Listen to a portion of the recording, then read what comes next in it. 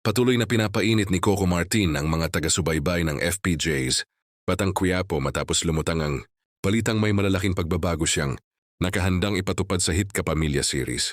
Hindi nalingid sa kaalaman ng publiko na personal na tinututukan ni Coco ang direksyon ng kwento, produksyon at takbo ng serye. Kaya naman inaasahan ng marami na mas lalo pang titindi yung mga susunod na kabanata ng palabas. Tayon sa mga ulat, magkakaroon ng panibagong yugto sa buhay ng karakter ni Tanggol kung saan mas lalalim ang mga revelasyon sa kanyang mga laban na haharapin. Mula sa simpleng kwento ng survival, unti-unti na itong nagiging mas masalimuot, mas emosyonal, at mas puno ng tensyon. Isang malinaw na senyales ng malaking direksyong pagbabago sa naratibo ng serye. Kasama rin sa mga inaasahang pagbabago ang pagpasok ng mga bagong karakter at personalidad sa kwento. Layunin umano nitong gawing mas sariwa at mas dinamiko ang takbo ng palabas.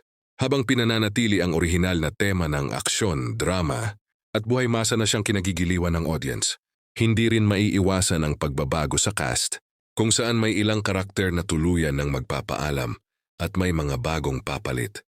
Bahagi ito ng natural na pag-usad ng istorya na ayon sa mga tagahanga ay nagbibigay ng bagong sigla at excitement sa bawat yugto ng serye.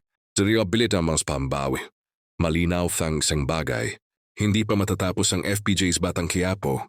Sa halip, mas lalo pa itong pinalalakas at pinalalalim ni Coco Martin upang manatiling relevant, makabuluhan, at patuloy na subaybayan ng masa. Sa kabuuan, ang mga pagbabagong ito ay patunay na hindi kontento. Si Coco Martin sa simpleng tagumpay. Layunin niyang iangat pa ang kalidad ng palabas at bigyan ng mga manonood ng mas matinding emosyon, mas mabibigat na eksena, at mas makapangyarihang kwento. Isang Batang Quiapo na mas malaki, mas matapang, at mas makapangyarihan kaysa dati.